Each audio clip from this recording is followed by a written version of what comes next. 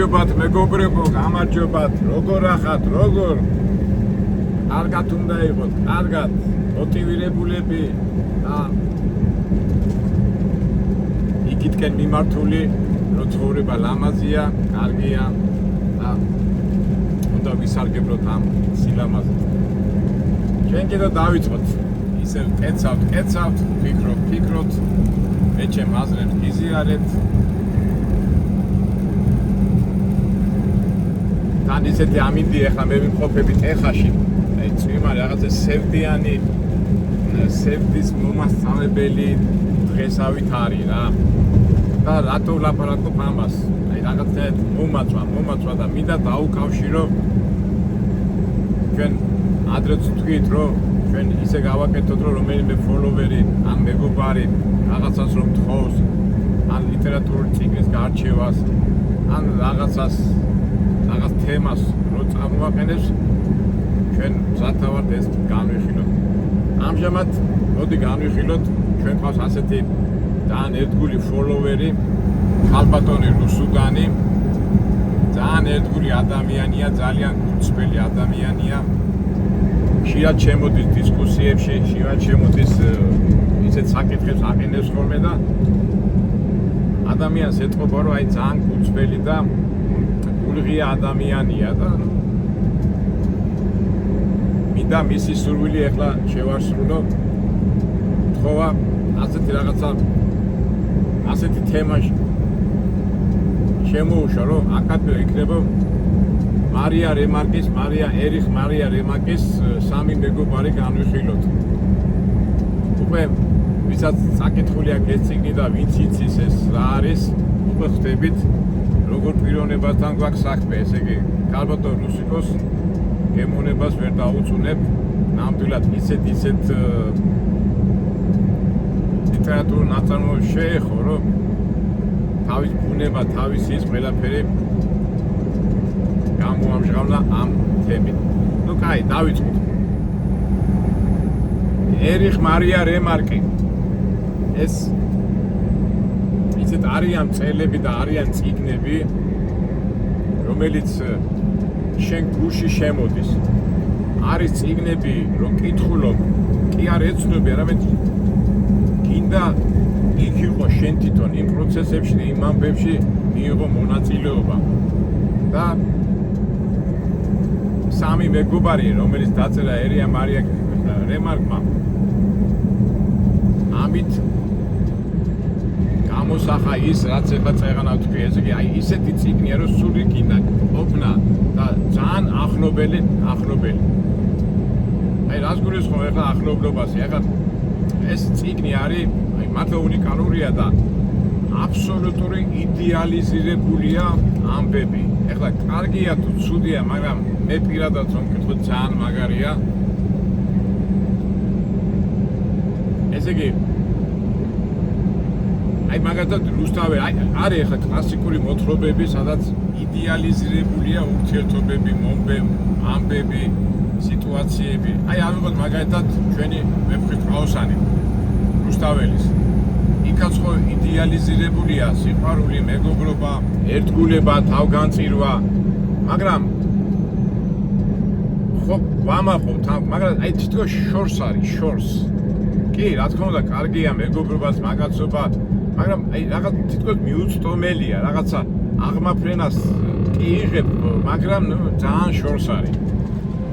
და თამამად შემიძლია თქვა, რომ სამი მეგობარის შემთხვევაში ეს ყველაფერი, რაც ახლა მე წეღან ვთქვი, ეს არის ყველაფერი შენთან ახლოს. და რო კითხულობ ამ წიგნს, ისეთი შთაბეჭდილება გრჩება, რომ ეს ხო, მეც ხო, ეს ამბავი ხო, მეც გადამხდენია, ეს ამბებზე მეც ხო ფიქრობ და ძალიან კარგად გამოვიდა ამ წერას. ნუ, ვისაც არ აქვს წაკითხული, მე ასე პატარა მოკლე სიუჟეტს გეტყვით და მე შეძლები დაგვარად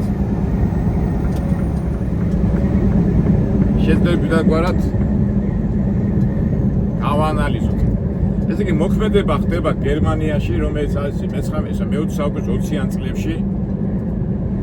სამი მეგობარია, ფრონტელი მეგობრები, ესე იგი პირველი მსოფლიო ომი დამთავრებულია და ეს სამი მეგობარი წარმოიდგინეთ ომში დამეგობრებული ადამიანებს, ვისაც აქვს ნანახი სისხლი, სიკვდილი, გაჭირვება და იქ რო დამეგობრდები, ის სხვანაირი კავშირია ერთმანეთში.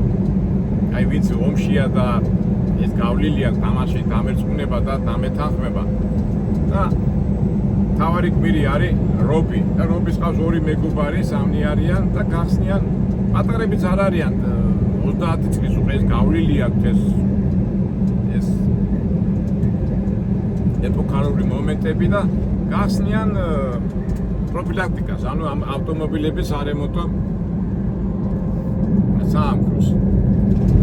ინფლაცია, გაქანებული პრობლემებია, აი ესეთი სიტუაციაა, რომ აი როგორც ჩვენ 90-იან წლებში გადარჩენაზე რო არიან, როგორც გადარჩნენ ფინანსური პრობლემები, უფულობა, უსამართლობა, პოლიტიკური არეულობა, ну ერთ სიტყვით გერმანიაში არის ქაოსი და ბარდაკი.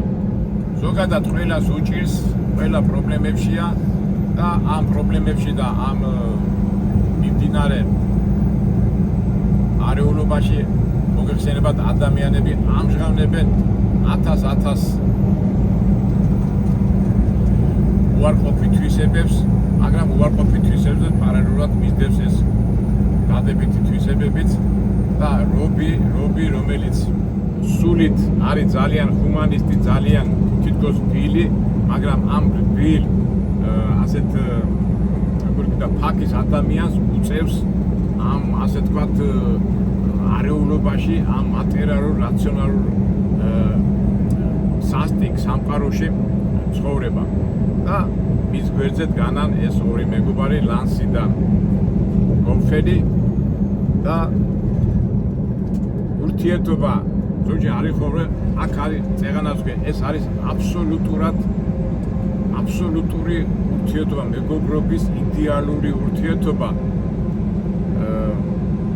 ჩვენი თაობის ადამიანები ამ წიგნს რო კითხულობდნენ, ალბათ ეხლაც ასე არ ვიცი, შეიძლება მე მეჩვენება, მე თითქოს აი დროშასავით იყო ეს ურთიერთობა კლასელებში, ჯგუფელებში, უბნელებში, აი თითქოს აი მაგალითი იყო, როგორ უნდა ვიმეგობროთ, როგორ უნდა ვიუერთვოთ, როგორ უნდა დაუდგეთ ერთმანეთს. და ჩვენ რო გვიყვას სიტყვა, გვიყვას პირ ალბათ ვცდილობთ, როგორ უნდა გაუფრთხილდეთ ერთმანეთს და ჩვენ არხშიც სულ მაგას არ ვიცახით, გაუფრთხილდეთ ერთმანეთს, თუმცა აი ახლა დღევანდელ საქართველოს სიტუაციაში და მსოფლიოში როგორ გვაკლია ეს ერთმანეთის მიმართ გაფრთხილება. მე პირველად ეს წიგნი რო წავიკითხე, ვიყავი 18 წლის და იმის შემდეგ ერთი 5-6 მაქვს აკითხული და პერიოდულად კითხულობ ხოლმე. ესე იგი, როგორი წიგნია, იცით? აი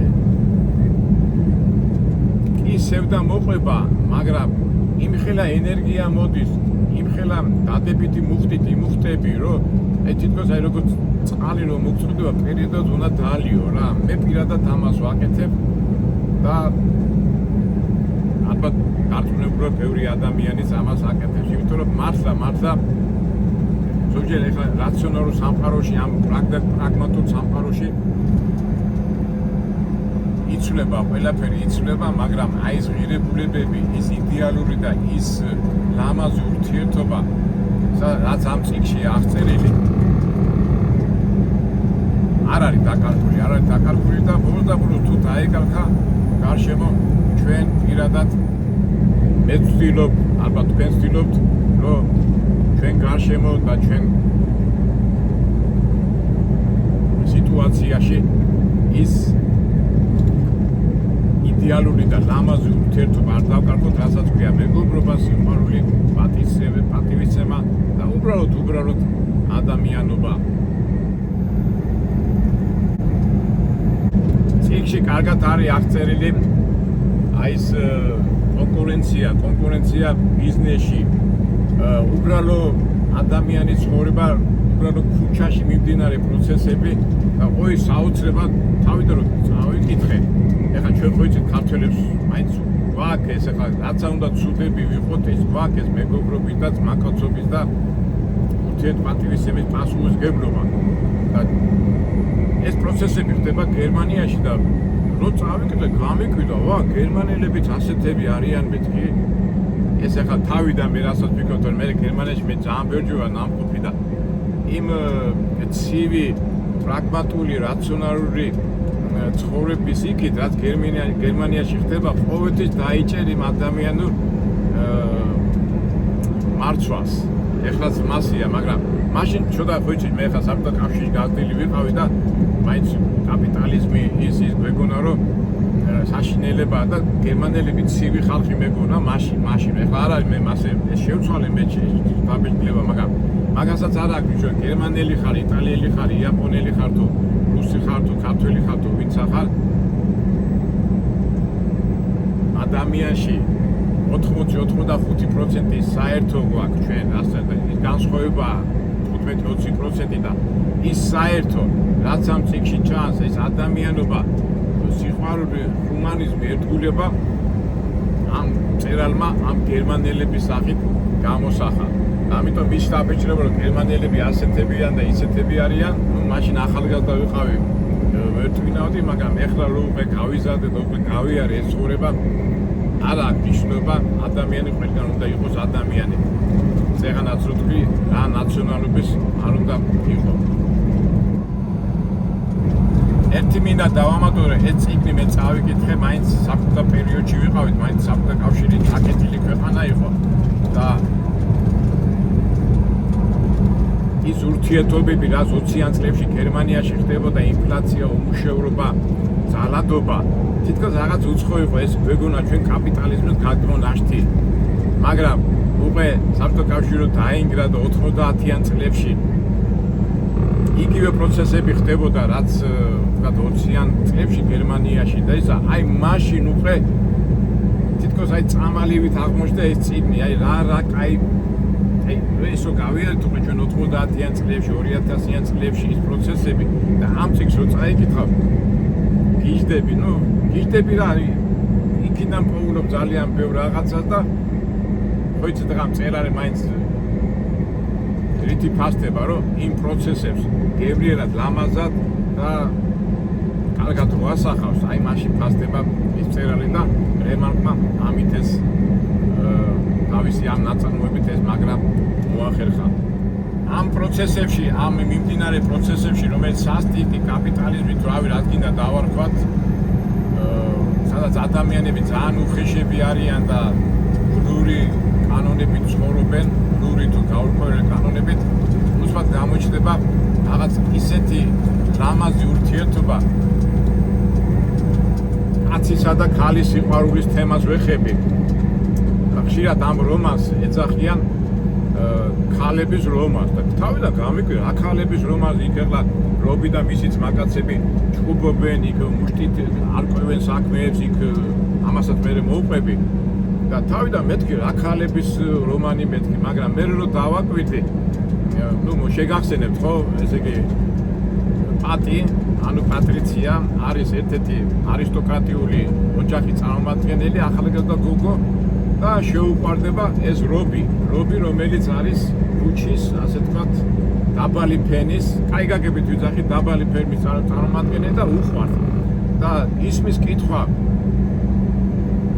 რამ შეაყვარა ეს რობი ამ პატის ეძახიან პატრიციას და ამ სიყვარულში ისეთი ნაზი ლამაზი ურთიერთობა ისეთი რომანტიკული ამ რობისაგან ისეთ სიყვარულს და ისეთ სითბოს გზნობს თავისთავად ქალბატონები რომ წაიკითხავენ ამ წიგნს და ამას ნახავენ რა თქმა უნდა მოეწონება არა მარტო ქალბატონებს არამედ ნებისმიერ მამაკაცს და ქალსაც აი ეს ლამაზი იდეალური ურთიერთობა რომელიც რომანტიკაც ხო ნუ რეალობა მაგრამ ისეთი ლამაზია ისეთი მშვენიერია ისეთი ცნობიერია რომ დარწმუნებული ვარ ქალბატონები 100 ქალბატონიდან 98 ქალბატონი დადებითად იქნება გამსჭვალული ამ ურთიერთობისა და რემარკს ეს ძალიან ლამაზად გამოვიდა იდეალური, ну შეიძლება იდეალურიც არის, მაგრამ რატომაც არა, რატომაც არ უნდა იყოს იდეალური ეს ლამაზი ქალისა და კაცის ურთიერთობა. ერთი საინტერესო მომენტია, ისეთი ნაზი, ისეთი ლამაზი ურთიერთობა, ეხლა რობი და მისი ძმაკაცები, ხოჭს ეხლა არ იკლებდნენ არც რესტორნებს, არც კაფეებს, არც ქალებს, ბარდელებში, იმებში თუ დადიოდნენ და თან ისეთი ურთიერთობა აქვს ეს ქუჩის ქალებთან და ისეთი კი ეხლა ცუდია თუ კარგი, თავისი რობის ისეთი ჰუმანური და ისეთი ლამაზი ურთიერთობა აქვს, იმათთანაც კაი ურთიერთობა აქვს ამ ქუჩის ქალებთან მიუხედავად იმისა ეშმაკობებისა, მაიმუნობებისა და ნუ ცუდი მხრიდან გამომდინარე ქალების ურთიერთობა არ აქვს, პრობლემა არ აქვს და რატო ვამბობ ამას და ამ დროს მის ცხოვრებაში რო გამოჩნდება ეს პატი და ეს ურთიერთობა რო ვითარდება ერთხელაც რობი ეკითხება ამ პატრიციას შენო ქალი ხარო? პატიმ გაიკვირა რას ნიშნავს ქალი როგორ არა შენ ქალი არა ხარო? აბა ვინ ახარ პატი ეუბნება და შენო რაღაც მაღალი აღმაფრენა ხარო, შენ მაღალი ხარ, შენ ქალი არა ხარ, შენ ახარო ის რაღაცა მიუვალი მწვერვალიო, რომისკენაც მე სულ მივისწრაფიო. ეხლა კაცი რო გეტყვის ასეთი სიტყვებს, რომ მედი ქალი გაუძლებს, ხო? აი ესეთი ურთიერთობა აქვს და აი წერალი კარგად ახსენს იმ უხეშობიდან, იმ კაცრი რეალობიდან უცბად პატის გარემოცვაში რო ხდება ეს რობი როგორ იცვლება და სიმშვენიე და სინაზე და სილამაზე როგორ ჯაბნის იმ უხეშ რეალურ სიტუაციას რაც გარშემო ტრიალებს.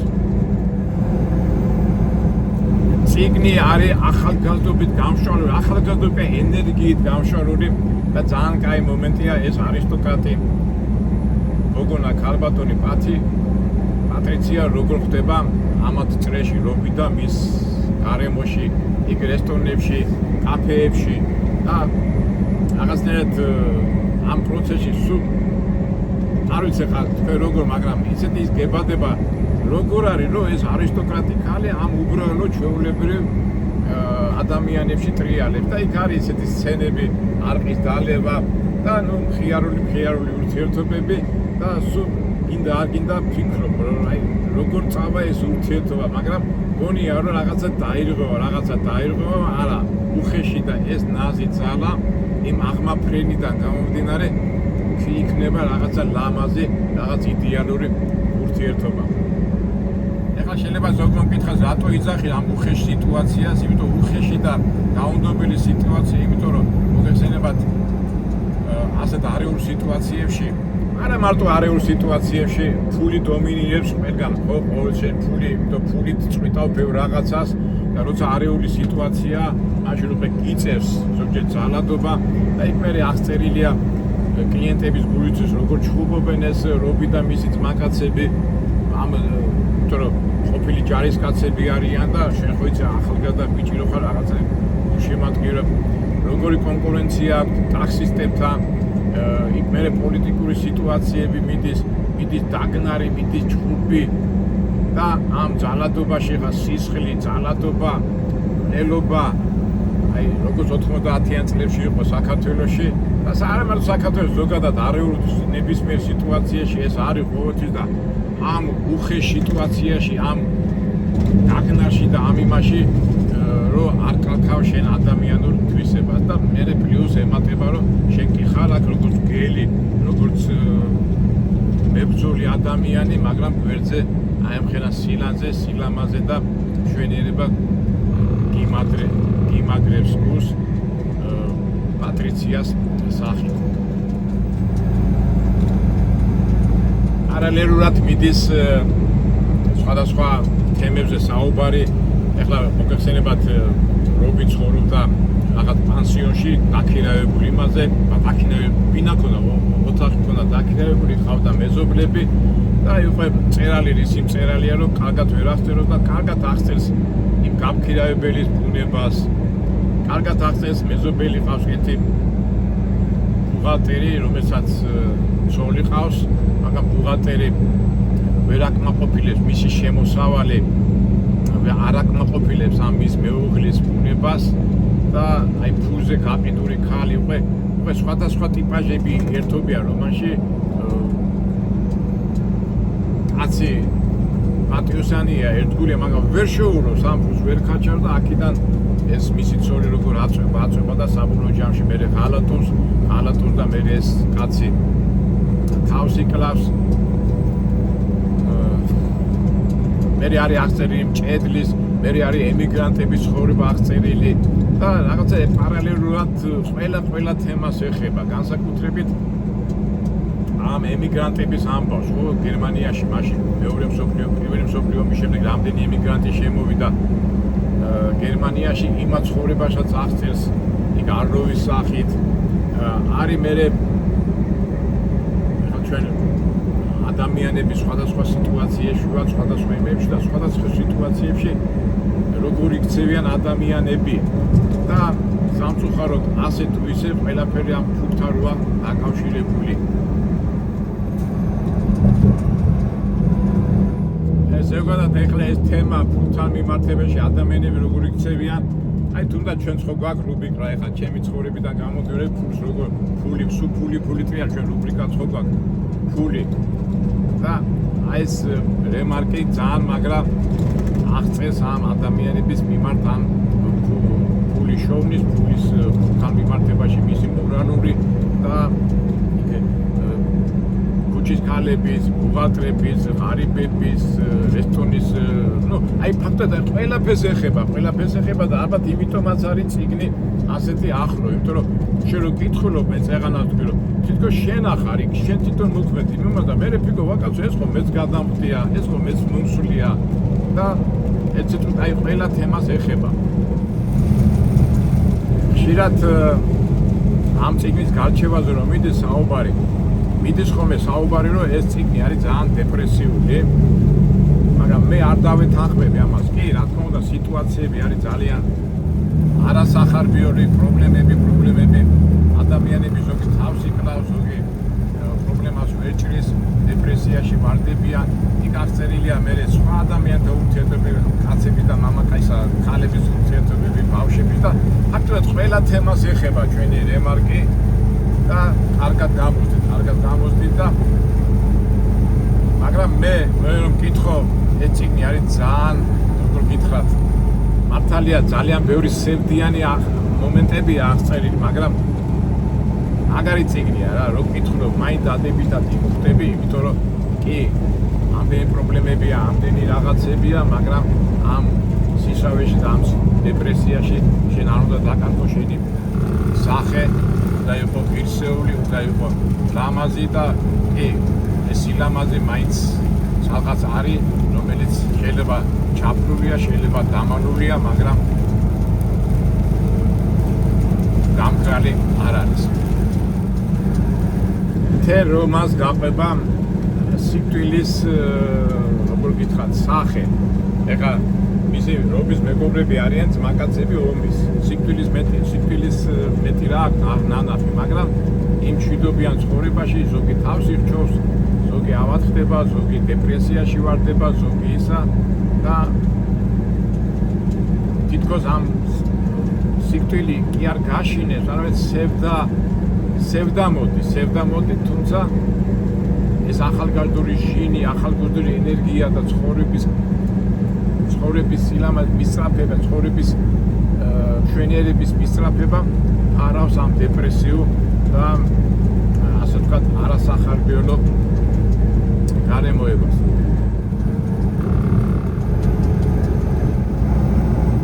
ძალიან მაგარი წიგნი, ფაქტობრივად ყველა თემას ეხება და მისი კულმინაცია მაინც ქალისა და კაცის სიყვარულია. მოგეხსენებათ ეს პატრიციას ჭლეკი აღმოაჩნდება, დასჭირდება მკურნალობა, რობი ყველანაირად ეხმარება იქ სამკურნალო ობიექტებში, ეს მაკაცები ეხმარებიან, ყველანაირად ეხმარებიან. მიუხედავად იმისა, რომ პრობლემები აქვთ და სამწუხაროდ ამ პრობლემებში, ამ ორონტრიაში ერთ-ერთი ძმაკაცი იღუპება და მანდ მიდის ისეთი მომენტები, რომ აი შურიძიების ისა რომ ვინც მაშინ გერმანიაში ხოიცდეს ფაშისტური მოძრაობა იწყებოდა, რაღაც უაზრო სიტუაციები იწყებოდა და ამ ორონტრიაში ძალიან ბევრი უაზრო სიტუაციები იქნება. ამ უაზრო ორონტრიაში ერთ-ერთი ძმაკაცი დაიღუპება. ამ უაზრო ორონტრიაში მერე მოდის შურიძიების ფიქრები, ამ ცხოვრებას რა აზრი აქვს, ფილოსოფიური აზრები და ერთ სიტყვით აქ რა დღეში ვარ, მე ხა ის ფორმატი არ მაძლევს, კარგად ვილაპარაკო რაღაც დავხვდივარ, მოვხვდივარ. ძალიან მაგარი წიგნია და აუცილებლად უნდა წაიკითხოთ, მე პირადად 6-7-ჯერ მაქვს წაკითხული. ხო და რას ვამბობდი? ამ ორონტრიაში და იმაში მიდის აი დინამიკა ძალიან მაგარი, მაგრამ ამასობაში პატრიცია ჯანმრთელობა მიდის უკვე მიდის ქვემოთ და აი რაღაცა ისეთი ურთიერთობები აქვს, აი ამის ატირდე ისეთი სიყვარული, ნუ ხოიცით ახლა მომაკვდავი ადამიანი რო ხდება და მას რომ მოვლელი უვლის და მომაკვდავი მითის ახალგაზრდა გოგო, ახალგაზრდა სილამაზე, როდესაც ცხოვრება ეხლა იწყება და ცხოვრება ეხლა შედის თავის ძალაში. რობი საერთოდ და პატრიციას ურთიერთობაში ეს სიკვდილი აქტიურად იმარჯვებს. სუგონია რომ რაღაცა გამოხვალ მდგომარეობები და იმ პრობლემები და იმ დეპრესიული სიტუაციებიდან, მაგრამ სამწუხაროდ სიკვდილი ეს ძლევს ამ ბრძოლას. ერევა ამ ბრძოლაში გამარჯვებული გამოდის სიკვდილი.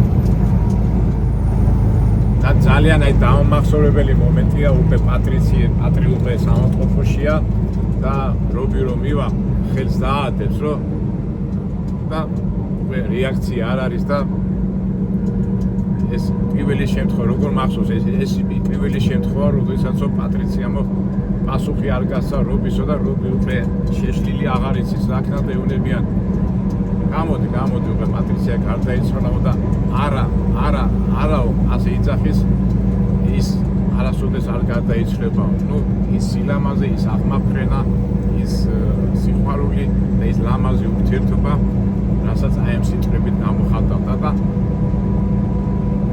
ის არასოდეს არ გარდაიცვლება. ამით თავდება ეს წიგნი. ანუ ეს სილამაზე, აღმაფრენა, მშვენიერება არასოდეს არ მოგვდებაო. აქტიურად მთელი წიგნი აი ამ სიტყვას უკავშირდება. ესე იგი ამდენი დეპრესიულია, ამდენი ცუდი ამბები, მაგრამ არის ყოველთვის რაღაცა რისკენაც უნდა მივესწრაფოთ, რასაც ქვია მშვენიერება.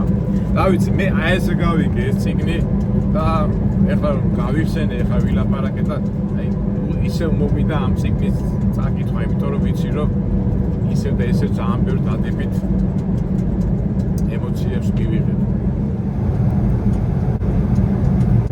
ერთ სიტყვით აი ესე გაკვირით შევეხეთ ამ წიგნს მეგობრებო.